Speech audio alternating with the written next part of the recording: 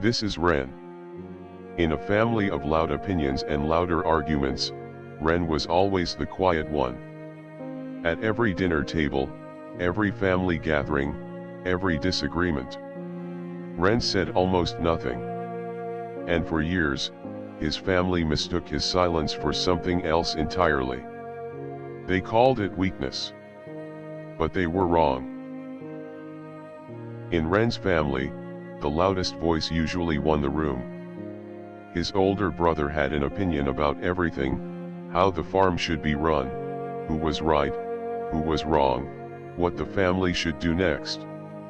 Ren rarely argued back. Not because he didn't have thoughts. He had plenty. He just chose his words carefully. Or chose not to use them at all. His mother used to sigh and say, "Ren, speak up. People will think you have nothing to say." His father would shake his head. "A man who doesn't speak gets overlooked." Ren would just nod and stay quiet. But quiet, it turns out, is not the same as empty. Then one season, the rains came harder than anyone expected. The river that fed their fields began to rise fast. The village gathered at the riverbank, voices overlapping, everyone shouting different solutions at once. "We need to build a wall of sandbags." "No, we should evacuate the lower fields first." "There's no time for either, we need to warn the next village downstream." There was chaos. Noise. No decisions. Ren stood at the back, watching the water rise, saying nothing. His brother turned to him, frustrated. "Well, you always have something going on in that head of yours. Say something." Ren was quiet for a moment longer. Then he spoke, calm, only a few words.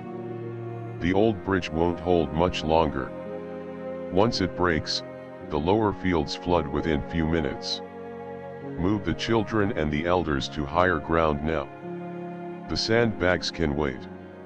Silence. Because in a few calm sentences, Ren had said more than the entire riverbank had said in 10 minutes of shouting. The village moved. Fast, organized. Because for once, the noise had stopped, and someone had actually said something worth listening to.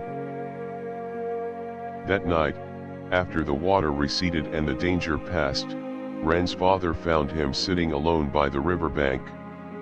He sat beside his son without a word for a while. Then, finally, he asked, "How did you know what to say?" Ren shrugged. "I didn't know what to say. I just waited until I had something worth saying." His father went quiet, turning that over in his mind. "I always thought silence meant you had nothing going on. I think I had that backwards." Ren smiled, just slightly. "Most people speak to be heard. I just wait until what I have to say is actually worth hearing."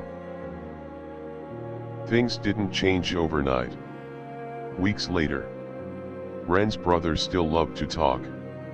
The family still argued, the way families do. But something shifted. When real decisions needed to be made, when it actually mattered, eyes started turning to Ren. Not because he spoke the most. Because when he did speak, it meant something. His mother stopped telling him to speak up. Instead, she started asking, "Ren, what do you think?" and waiting, genuinely, for the answer. We live in a world that rewards the loudest voice in the room. The fastest reply. The quickest opinion. But volume has never been the same thing as value. Ren didn't need to speak more to be respected.